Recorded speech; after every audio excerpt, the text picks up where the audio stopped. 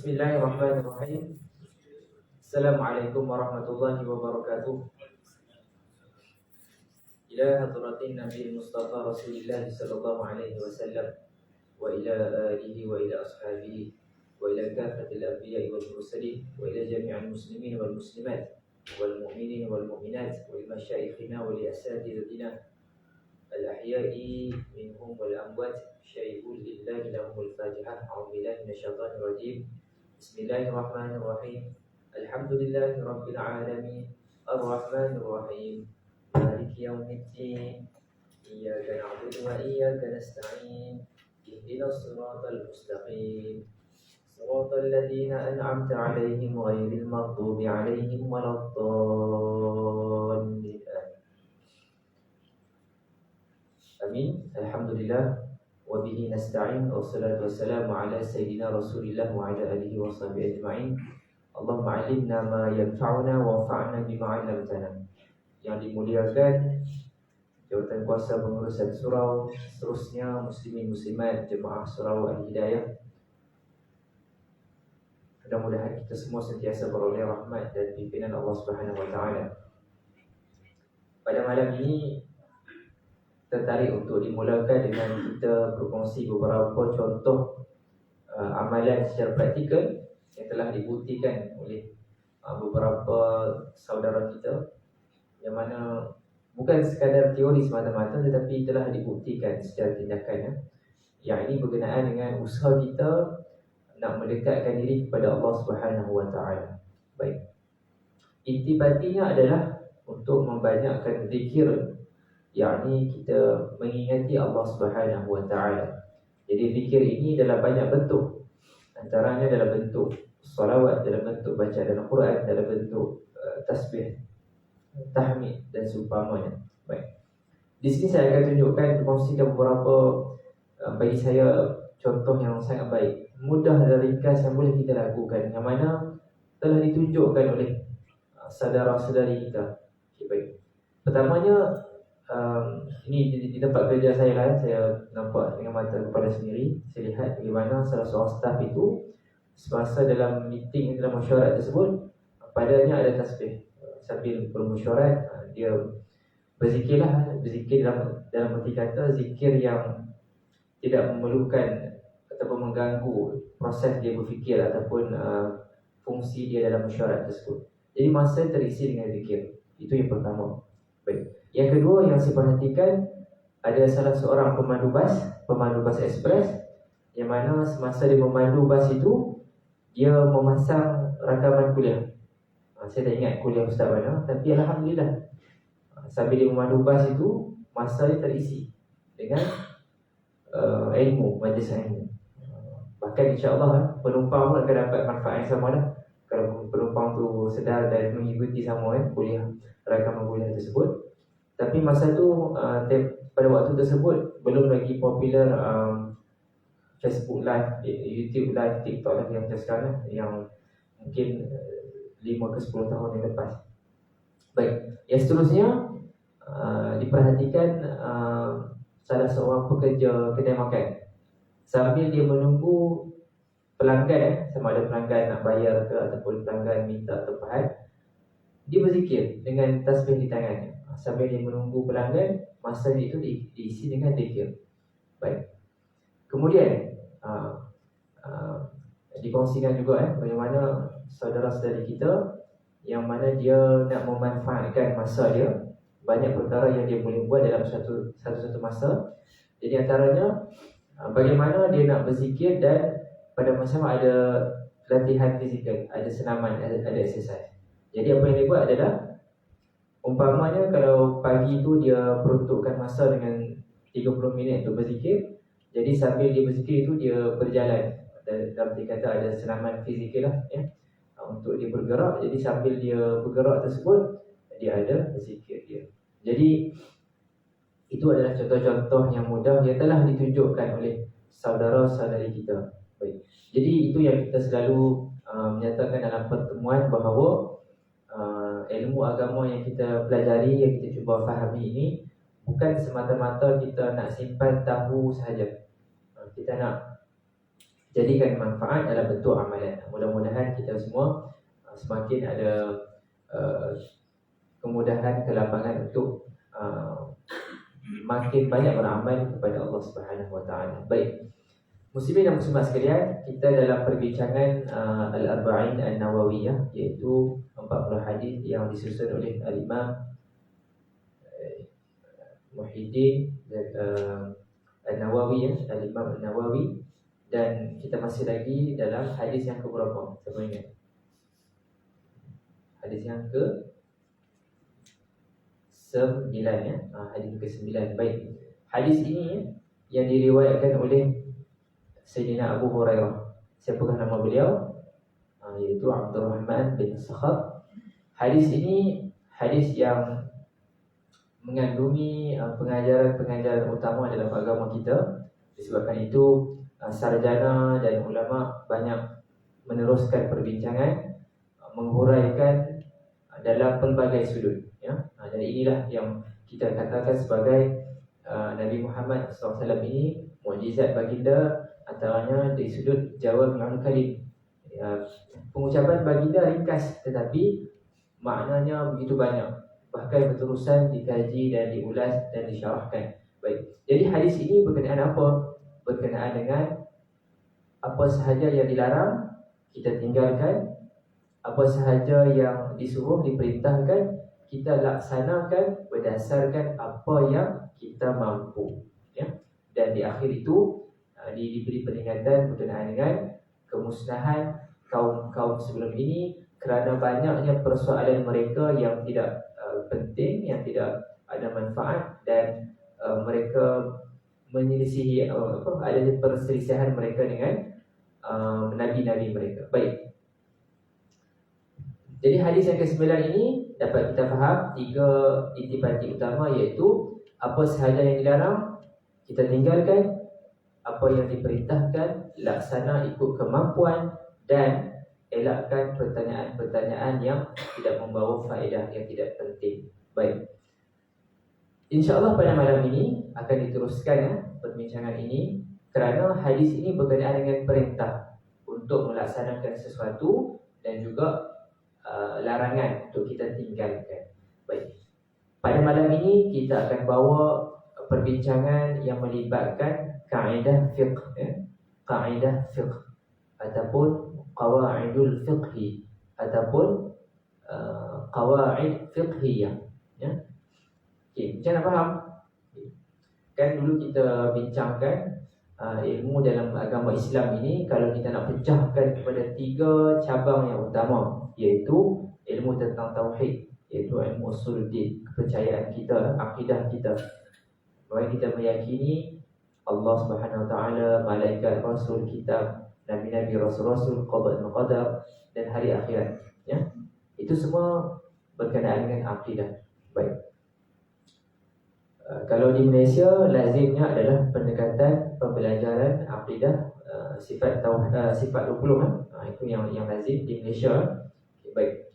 Seterusnya melibatkan hal-hal yang berkenaan fiqh ataupun syariah, berkenaan ibadah. Macam mana kita nak solat, macam mana nak ambil wudu, apa hukum kalau imam tertambah 1 rakaat yang lebih, macam mana nak buat, macam mana nak ganti puasa, macam mana nak solat dalam musafir, apakah hukum kepada penjenayah mengikut jenayah Islam, dan berikutnya macam mana nak agihkan harta faraid. Semua itu berkenaan dengan fiqh Islam ya, peraturan ibadah dalam Islam ya.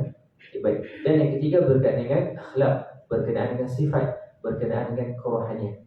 Jadi kalau diperhatikan pengisian di masjid-masjid di surau-surau, insya-Allah pihak pengurusan akan cuba menyeimbangkan ketiga-tiga cabang ilmu ini supaya kita, orang kata apa, seimbang. Baik. Jadi dalam bidang fiqh ini, kalau kita nak memahami sumber-sumber rujukan utama dalam perundangan Islam, contohnya macam mana kita tahu solat itu wajib dan berapa rakaat, okey.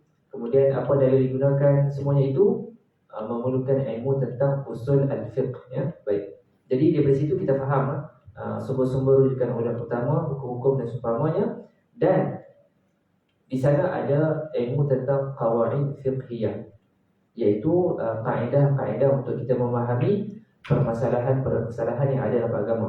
Okey, baik. Jadi permasalahan-permasalahan dalam agama ni ada begitu banyak. Boleh jadi kalau kita nak ikut kesemuanya mungkin kita tidak mampu. Boleh mencecah puluhan, ratusan ribu sejak sekian lama. Jadi contohlah permasalahan tentang apa contohnya?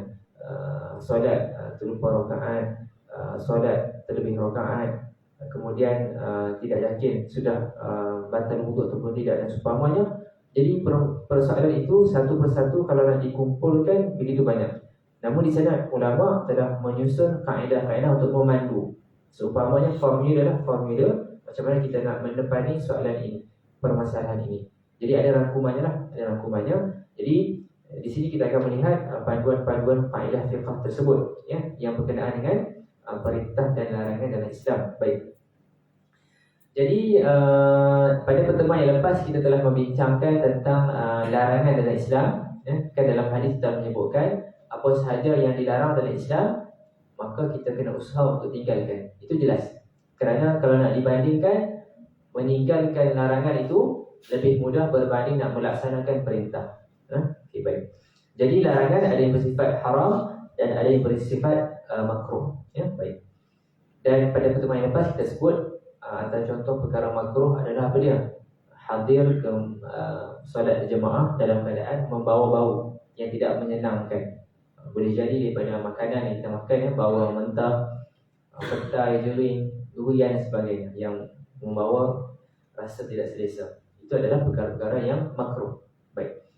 Malam ini kita akan melihat bagaimana situasi darurat ini membolehkan, mengharuskan kita melakukan sesuatu perkara yang pada biasanya kita tak boleh buat. Okey? Darurat, ya. Baik. Kaedah fiqh tersebut adalah al-darurat tubihul mahdhurat. Dalam erti kata, perkara-perkara darurat ini memberikan ruang kepada kita, membolehkan, mengharuskan bagi kita untuk melaksanakan perkara yang dilarang. Pada kebiasaannya benda itu dilarang, tetapi bila adanya situasi darurat, maka dibolehkan kita untuk melakukannya, diharuskan. Baik. Jadi pertama untuk kita fahami bahawa darurat ini adalah suatu keperluan yang mendesak. Boleh jadi dalam situasi kesihatan, dalam situasi kesihatan, kalau kita tidak laksanakan perkara tersebut, boleh mengancam nyawa kita. Ya. Antara contoh yang boleh kita buat pada hari ini, kita lihat, kita saksikan dalam berita-berita yang membabitkan pendaki-pendaki, ya. Benda ni kerap berlaku, pendaki-pendaki yang mana mereka tersesat mungkin di trek pendakian. Jadi sementara nak menanti ketibaan penyelamat, maka mereka memerlukan apa dia? Makananlah untuk survival, untuk menjaga nyawa mereka. Baik. Tapi nanti kita akan berikan contoh ini. Cuma di sini nak difahami bahawa itu darurat. Darurat dalam keadaan biasa ni dia dilarang secara automatik. Kita kena tinggalkan dan segera perlu ditinggalkan, ya. Contoh yang nanti kita akan kaitkan, umpamanya haiwan yang boleh dimakan tetapi tidak disembelih. Waktu biasa tak boleh makan kalau dia tak disembelih dan mati. Ya, kena sembelih baru boleh makan. Baik. Namun jika darurat, kalau dibiarkan keadaan itu, dia boleh mendedahkan kita kepada kebinasaan. Contoh tadi, pengembara tersebut dia tersesat, kalau dia duduk tahan juga tak makan, nanti lemah, selepas beberapa hari boleh membawa kepada maut, kematian. Okay. Dan di situ tersebut, pada situasi tersebut dibenarkan untuk kita melakukan perkara yang kebiasaannya dilarang. Baik. Apakah dalilnya? Panduannya adalah daripada surah Al-Baqarah. Surah yang kedua, ayat yang ke-173. Ya, surah Al-Baqarah, insya-Allah boleh jadi banyak di antara kita selalu melazimi surah Al-Baqarah. Dan insya-Allah surah Al-Baqarah ini akan memberikan pahala bacaan tersebut, akan memberikan syafaat kepada kita di hari akhirat nanti. Maka boleh dimasukkan dalam insya-Allah dalam jadual bacaan Al-Quran kita, surah Al-Baqarah, jangan ditinggalkan, ya. Baik. Ayat tersebut berbunyi, Innama harrama alaikumul maitata waddama wa lahmal khinzir wa ma uhilla bihi li ghairillah. Faman ittara ghaira baghin wa la 'adin fala ithma 'alaihi innallaha ghafurur rahim. Subhanallah. Sesungguhnya Allah hanya mengharamkan kepada kamu memakan bangkai, sama bangkai. Kemudian apa dia? Waddama, darah, ya. Seterusnya walahmal khinzir, daging khinzir. Wa ma uhilla bihi li ghairillah, dan binatang-binatang yang tidak disembelih kerana Allah. Faman turra, maka sesiapa yang terpaksa, ya, memakannya kerana darurat, ghaira baghin, sedang dia tidak menginginkannya, wala 'adin, dan tidak melampaui batas, fala ithma 'alaihi, dan tidaklah berdosa. Innallaha ghafurur rahim, dan sesungguhnya Allah Maha Pengampun lagi Maha Pengasih. Jadi ini adalah ayat Al-Quran yang menjadi panduan kepada kita apabila berada dalam situasi darurat, ya, darurat, maka dibenarkan, diharuskan untuk melakukan. Baik. Di sini akan disenaraikan beberapa contoh darurat untuk kita nampak situasi tersebut. Macam tadi telah disebutkan situasi tersesat di hutan. Tersesat di hutan ini boleh jadi penggambaran, kan kita kan banyak yang suka aktiviti yang mencabar, ya, mencabar, mendaki gunung, ya, jelajah trek hutan dan sebagainya. Dan boleh jadi yang tersesat di hutan ni siapa? Tuan tanah kan, pergi kebun dia kan, tengok durian kau kan, tengok pokok, dusun-dusun dia, lepas tersesat dalam hutan. Boleh jadi, kan? Ataupun dia pergi ke mana, dia nak periksa di kawasan dalam sana kan, kita sesat. Okey. Dan kalau di negara lain, contohnya di padang pasir lah. Kita jangan ada padang pasir, kita kawasan yang kawasan khatulistiwa, banyak hutan tebal. Okey. Dan dalam situasi tersebut kita buat contoh, dia dah tak makan beberapa hari dah, dan bekalan terputus, dan dijadikan cerita di sini dia terjumpa bangkai, yakni haiwan yang telah mati. Dan insyaAllah kita buat satu contoh yang cantik, yang molek sikit, rusa contohnya, bangkai rusa. Jadi maka di situ dibenarkan, dibolehkan untuk makan bangkai tersebut dengan tujuan sekadar keperluan, sekadar keperluan. Okey. Lepas ini kita akan huraikan lagi. Baik. Seterusnya contoh darurat yang lain apa dia? Semasa yang lepas, tahun 2010 sampai 2021, yang mana kita semua mengalami peristiwa ini, iaitu semasa kita semua diuji pada peringkat global COVID-19, ya. Itu adalah situasi darurat. Baik. Contoh yang lain, situasi semasa yang relevan yang kita nampak, iaitu situasi darurat, iaitu kita mendapatkan rawatan, daripada pengamal perubatan, doktor, perawat, maka perlu didedahkan aurat sekadar yang diperlukan, ya, untuk doktor memberikan rawatan dan seumpamanya. Baik. Sebab rawatan tersebut diperlukan, bukannya rawatan kosmetik. Ini rawatan yang kritikal, yang perlu diberikan rawatan. Baik. Kemudian seterusnya, tidak dilaksanakan hudud potong tangan kepada seseorang yang mencuri akibat terlalu lapar dan kerana terdesak, ya? Tidak semena-menanya kita tahan dia, kita buktikan dia mencuri, tetapi kita tidak memeriksa apakah sebenarnya yang menyebabkan perkara itu berlaku. Situasi kelaparan, kebodohan kerana terlalu terdesak, maka tidak dilaksanakan secara automatik hukuman hudud kepadanya, ya? Baik. Itu adalah contoh-contoh darurat yang membolehkan, yang mengharuskan kita melakukan perkara yang pada kebiasaannya dilarang. Namun demikian, muslimin dan muslimat sekalian, perkara ini kita perlu fahami, ya, sebab dia ada peraturan dia.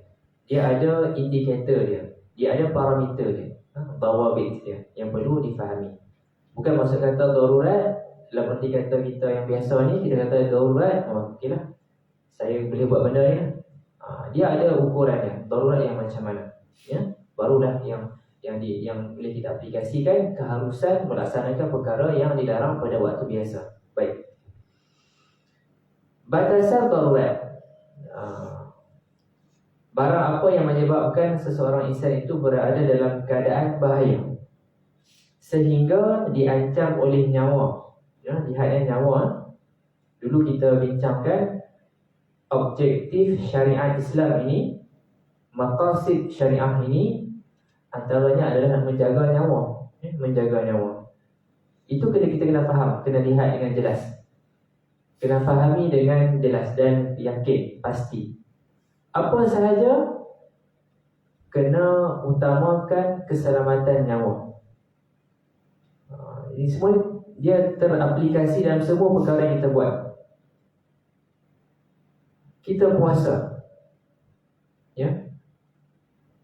Umpamanya kita nak mendidik anak muda, anak kecil untuk berpuasa. Jika secara lazimnya kita lihat anak kecil itu mungkin dia baru mula nak berpuasa dan kita dah mula lihat tanda-tanda dia dah tak stabil. Dah tengah hari kita lihat keadaan dia dah mula macam pening-pening dan mungkin boleh hilang consciousness. Maka kena ada intervention. Sebab secara pastinya dia belum lagi wajib untuk berpuasa. Sedangkan orang yang dah wajib berpuasa sekalipun ada situasi yang dibolehkan untuk berbuka puasa. Lebih-lebih lagi lah kalau kanak-kanak. Jadi kena pastikan. Memang betul kita nak mendidik dia dengan puasa, tapi kena ingat nyawa dia kena jaga. Kena jaga nyawa dia. Sama juga kalau kita nak buat program motivasi. Umpamanya kita memahami dalam Islam, kita nak membentuk kepribadian yang kuat, syakhsiyah, fizikal, mental dan seumpamanya. Kita buat aktiviti yang mungkin bersifat fizikal outdoor yang agak rasa. Kena ingat, walaupun akhirnya dengan niat nak membentuk kepribadian yang kuat fizikal dan mental, tetapi semasa pelaksanaan tersebut kena jaga aspek keselamatan nyawa. Contohnya nak buat aktiviti mungkin wall climbing, wall climbing kan, kena jaga aspek keselamatan. Tidak boleh dengan matlamat nak melahirkan generasi Islam yang kuat fizikal mental, buat latihan aktiviti tersebut diabaikan aspek keselamatan. Bagaimana nanti kalau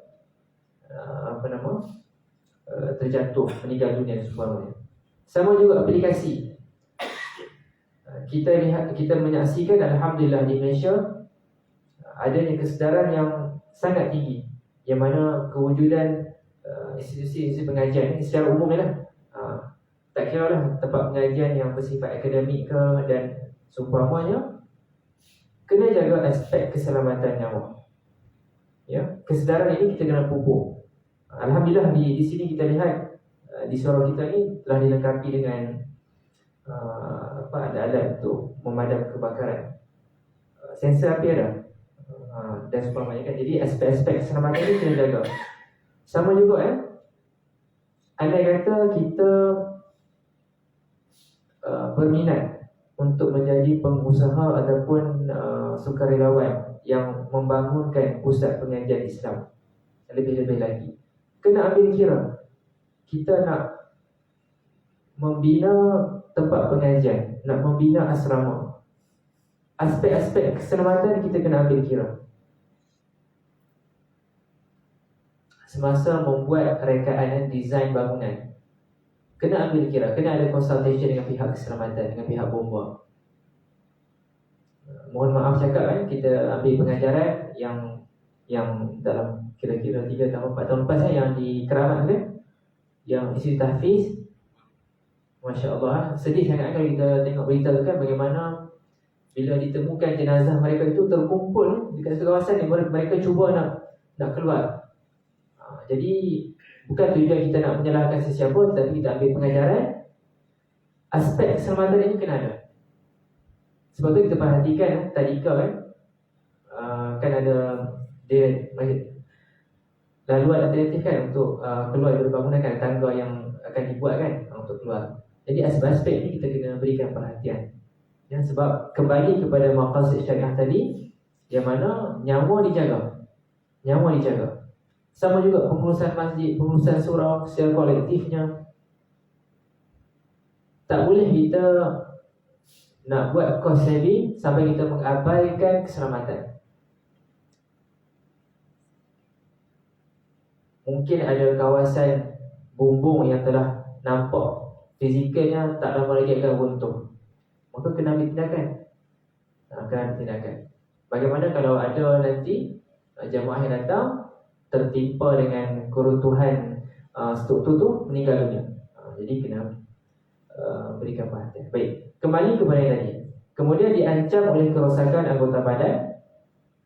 Kemudian diancam kalau berterusannya bertambahnya tenat penyakit itu, dan seumpama yang demikian. Kalau dia tak bertindak apa-apa, maka dia akan menyebabkan kesusahan yang sangat sukar untuk ditanggung. Baik, itu antara batasan darurat. Tak semesti tak boleh kita sewenang-wenang kita definisikan perkara itu sebagai darurat. Ya. Baik. Jadi kita lihat tadi lah yang melibatkan nyawa, keselamatan dan seumpamanya. Itu antara indikator, parameter untuk kita define darurat. Baik. Jadi sejauh manakah keharusan yang diberikan dalam situasi darurat tersebut? Maka hadirlah kaedah yang berikutnya, iaitu ad-darurat tuqaddaru biqadariha. Dengan maksud kesukaran darurat itu diukur sekadarnya. Diambil kira sekadar yang memadai sahaja. Macam ni, saya beri contoh. Tadi kita buat contoh kan, pengembara yang menjelajah dalam hutan ataupun pendakian, mereka terperangkap ataupun tersesat. Dan alhamdulillah rezeki Tuhan juga, mereka terjumpa bangkai kancing ataupun bangkai rusa. Maka kalau ikut situasi biasa memang haram untuk dimakan sebab tak disembelih. Jadi sebab darurat nak jaga nyawa, maka dia makan. Dan makan itu sekadar yang perlu sahaja. Bukan maksud kata dia dah plan lah. Dia kata kita simpan lah bangkai kancing ni, nanti bomba sampai kita bawa balik sama bangkai kancing, bangkai rusa. Kita nak buat sup ke, nak buat rendang kan, tak boleh. Makan sekadar waktu itu sahaja kan. Sama juga ada situasi yang lain kalau seseorang itu dia tercekik, tercekik, kalau dibiarkan mungkin meninggal dunia. Perlukan intervention, kena minum sesuatu yang boleh mengalirkan benda yang tersekat tersebut. Dan ditakdirkan pada waktu tersebut ada segelas arak yang paling dekat dengan dia. Kalau nak cari air yang mineral yang mungkin kena ambil 1 jam baru dapat, maka diizinkan pada waktu tersebut sekadarnya. Bukan maksud kata dia nampak ada 1 botol lagi, dia kata okey, dah selamat nanti saya nak bawa balik air ni, nak minum lagi. Tak boleh. Sekadar, ya, itu contoh yang boleh bawa. Berikutnya, semasa mendapat rawatan di klinik, di hospital dan seumpamanya.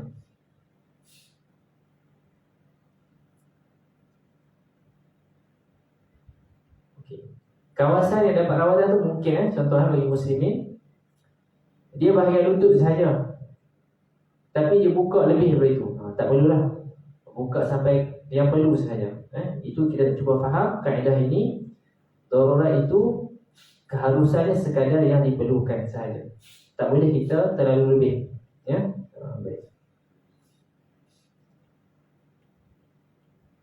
Berikutnya, semasa COVID yang dahulu, pakar-pakar, pengamal dan sebagainya telah membuat kajian, dan kita dapati bahawa jarak yang boleh dijarakkan semasa solat berapa meter masa tersebut?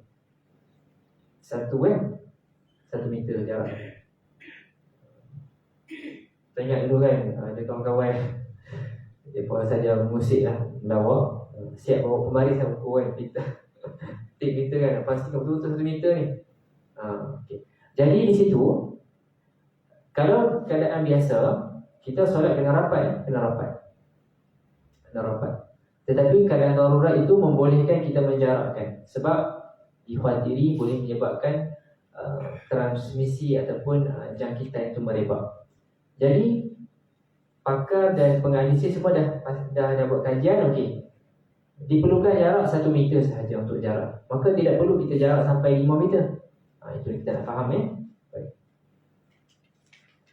Kemudian kita kena faham juga darurat ini tidak boleh dipakai dalam hal-hal yang melibatkan kemewahan. Bahkan kalau kita perhatikan panduan agama kita berkenaan dengan tahap keperluan itu, ada yang bersifat hajiat. Dia mula dengan darurat, kemudian hajiat, kemudian tahsiniat dan perkara-perkara yang melengkapkan. Baik. Darurat ini tidak boleh disandarkan kepada perkara yang melibatkan kemewahan dunia. Contohnya, buat masa ini dia dah ada rumah yang boleh didiami olehnya dan tanggungan. Dan comel dah ada rumah yang boleh didiami. Tapi mungkin rumah itu saiznya kecil tetapi cukup fungsi-fungsi asas dapat dipenuhi. Kemudian dia nak beli sebuah banglo mewah yang besar pula, sehingga dia buat rancangan untuk mengambil riba. Dia ambil perkara yang haram. Jadi perkara itu bukan perkara darurat, sebab dia dah ada kediaman yang boleh dia guna, tapi dia nak juga dapatkan sebuah kemewahan, rumah yang besar, banglo yang besar, sehingga mendesaknya untuk mengambil riba. Sama juga situasi hari ini, kita lihat, kita perhatikan bagaimana kita terbelah dan mungkin cepat terpengaruh. Umpamanya syarikat pengelola telefon, mestilah sentiasa mereka akan keluarkan model terbaru, daripada tak boleh lipat kepada boleh lipat, daripada storage 1 terabyte kepada 2 terabyte. Dulu kamera ada 1 lens kan, sekarang ada 2, 3, 4 macam-macam. Boleh filter. Itu mereka kena buat lah. Kalau syarikat telefon tu modelnya sama je 10 tahun, siapa nak beli? Tak ada tarikan, tak ada yang apa? Tak tarikan kalau sama je kan. Kereta pun sama. Daripada 10 tahun lepas sama je kereta tu. Enjin sama je. Mereka bentuk sama je. Siapa nak beli kan? Jadi mereka akan sentiasa fikirkan cara nak tarik minat orang untuk beli kereta baru. Jadi di sinilah teruji kita kan. Itu kena kembali kepada keperluan dan kemampuan. Apa yang kita nak cuba bawa di sini adalah darurat itu sesuatu yang kita perlu. Kalau ada kereta yang memang memenuhi fungsi asas, maka bukan yang darurat nak dapatkan kereta yang lebih mewah. Kan? Itu kita nak bawa contoh. Dan lebih lagi kita nak jauhkan daripada terlibat dengan hutang piutang yang melibatkan riba. Dulu dalam pertemuan sebelum ini kita telah bincangkan, alhamdulillah di Malaysia kesedaran yang telah dimulakan oleh sarjana-sarjana pemimpin-pemimpin kita yang telah membangunkan produk perbankan Islam. Maka alhamdulillah hari ini kita dah ada pilihan. Memang kena ambil dulu lah. Dan produk-produk patuh syariah ini kena fahami, dia bukannya pinjaman, dia bukannya loan, tetapi dia adalah financing, pembiayaan. Sebab dia melibatkan tawarruk. Tawarruk ini adalah satu bentuk muamalah yang melibatkan komoditi, yang melibatkan jual beli dan adanya keuntungan di sana. Ya? Setengah orang dia salah faham, dia duk bantai perbankan Islam. Dia kata, kenapa ada macam pecah ni kan? Ataupun kadar keuntungan tersebut. Tapi kena faham walaupun kadar keuntungan itu ada, tetapi dia berdasarkan transaksi yang wujud melalui akad yang melibatkan tawaruk, jual beli komoditi. Bukan maksud kata hutang yang memang telah disiapkan riba peratusannya. Janji, okey saya bagi hutang, nanti hutang 1,000 kena bayar 15,000. Bukan begitu. Dia untung atas angin. Bukan begitu ya. Baik. Jadi tadi kita fahami bahawa darurat itu tidak semena-menanya untuk kita nyatakan. Dia ada peraturan-peraturannya dan panduan-panduannya. Okay. Boleh faham ya? Boleh dapat panduan pada malam ini. Kita kembali kepada panduan hadis tadi bahawa benda yang dilarang tinggalkan. Silakan. Salam.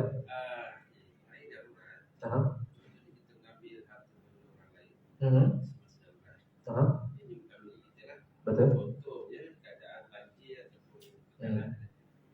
Betul.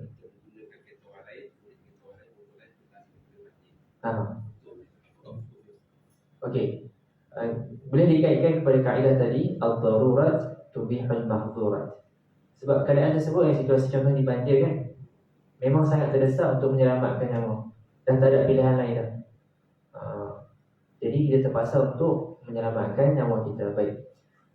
Jadi pada waktu tersebut memang kena ambil tindakan sebelah. Apa sahaja yang boleh untuk menyelamatkan nyawa. Waktu tersebut kena fokus untuk selamatkan nyawa. Ya. Buat apa sahaja yang dibolehkan. Maksudnya yang kita boleh buat pada masa tersebut.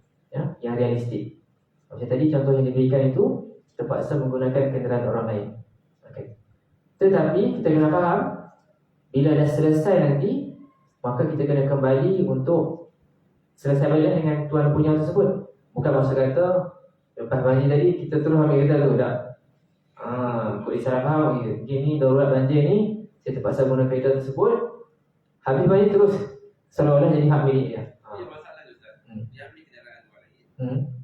Dia park dekat center point. Jadi benda tu dah habis, dia tu hilang. Tu kenderaan tu pun dah kat situ. Jadi pun siapa lah. Okey. Jadi dia kena ada tanggungjawab dia lah untuk melaporkan kepada pihak yang berkuasa untuk buat hebahan sekian untuk memudahkan. Jadi kalau tempat tu kawasan perumahan, kita dah boleh jangka dah mungkin penduduk sekian tempat ni untuk kita maklumkan semula kan. Jadi itu kembali kepada sikap kita kembali. Kan? Macam mana pengurusan selepas situasi darurat tersebut. Tapi cuma yang faham di sini, poinnya adalah semasa darurat kita dibolehkan buat sesuatu yang pada biasa tak dibuat. Sebab kita rasa pakai nyawa. Sama juga dengan bomba kan. Mereka nak pergi selamatkan orang yang dalam terperangkap kebakaran dalam rumah. Kalau ikut waktu biasa, salah tu pergi pecahkan pintu rumah orang. Kan? Betul tak? Boleh tak kita saja balik rumah nanti, kita pergi pecahkan pintu rumah jiran kita? Tak boleh. Tetapi waktu darurat, bomba kena pecahkan pintu untuk masuk dan selamatkan nyawa orang yang terperangkap. Dan waktu tersebut memang kena ambil tindakan yang pantas. Tak boleh nak buat meeting dulu. Okey, kita survey dulu pintu mana yang boleh masuk, tak perlu pecah kan. Tak boleh, kena bertindak pantas waktu darurat tersebut. Okey. Jadi insya-Allah itu untuk perbincangan kita pada malam ini. Sebagaimana yang telah dinyatakan, hadis ini huraiannya begitu panjang yang dibawa oleh sarjana-sarjana dalam ulama Islam. Kita nak ambil faedah. Jadi insya-Allah mudah-mudahan mendapat faedah. Ini pun belum lagi untuk kita tamatkan. Nanti ada lagi beberapa poin yang kita akan ambil. Tadi kita telah membincangkan bahagian meninggalkan larangan. Nanti kita akan bincangkan bahagian untuk melaksanakan perintah pula. Ya, insya-Allah. Jadi pertemuan akan datang kita akan bincangkan lagi. Nanti datang insya-Allah pertemuan akan datang lagi insya-Allah. Dan kalau ada soalan-soalan tadi boleh bawalah untuk kita bincangkan. Sebelum ayat ini yang pertama, keadaan sekiranya kita nampak seorang wanita di histeria, yang dua lelaki lain ataupun itikaf. So kita waktu tu berada di kawasan tu dan kita terpaksa pegang anggota badan dia. Jadi kita darurat. Kita cuma nak menyelamatkan nyawa. Tak kira nak pegang anggota badan dia. Betul. Maksudnya mangsa tu dia dalam keadaan apa? Histeria kan? Ada apa-apa sajalah kan? Yang masa keadaan dia perlukan bantuan orang lain. Dia berlaku pada diri saya sendiri lah. Ah. Tapi ada mengatakan Betul? Boleh jaga nyawa tersebut. Jangan pula nanti bila jadi macam tu, oh dia fikir kena cari kain nak lapik tangan dia, semua cari glove kan. Jangan. Waktu tu memang kena bertindak segera. Ya, kena bertindak segera. Bukan masa kata kita seronok-seronok jumpa betul. Betul. Kita kena itu pertimbangan kita ya. Okey, insya-Allah. Ya, sila. Juga perkara yang dilarang Hmm. adalah perbuatan yang mendatangkan pahala kepada kita. Betul? Betul? Sebab itu perintah Allah ya. Bukan sekadar kita hanya melaksanakan tuntutan Tuhan dan menjauhkan Betul. diri daripada larangan. Betul. Ya. Sebab kesemuanya datang daripada Allah SWT, perintah untuk kita buat dan perintah untuk kita tinggalkan. Dua-dua ni dia kena seimbang lah ya. Tak boleh kita buat ibadat banyak, pada masa sama kita buat larangan juga banyak, jadi dia tenggelam balik ya. Jadi benda dosa ni adalah benda haramnya adalah kalau kita tinggalkan dapat pahala, kalau kita buat dapat dosa. Macam tu. Baik. InsyaAllah waktu dah masuk, sama-sama kita mendengar azan dan menjawab dan berdoa kepada Nabi SAW selepas kita mendengar azan tersebut, kerana ini antara cara kita nak mendapatkan syafaat Nabi di akhirat nanti insya-Allah. Silakan Tuan Azan. Hadza billahi taufiq wa hidayah. Assalamualaikum warahmatullahi wabarakatuh.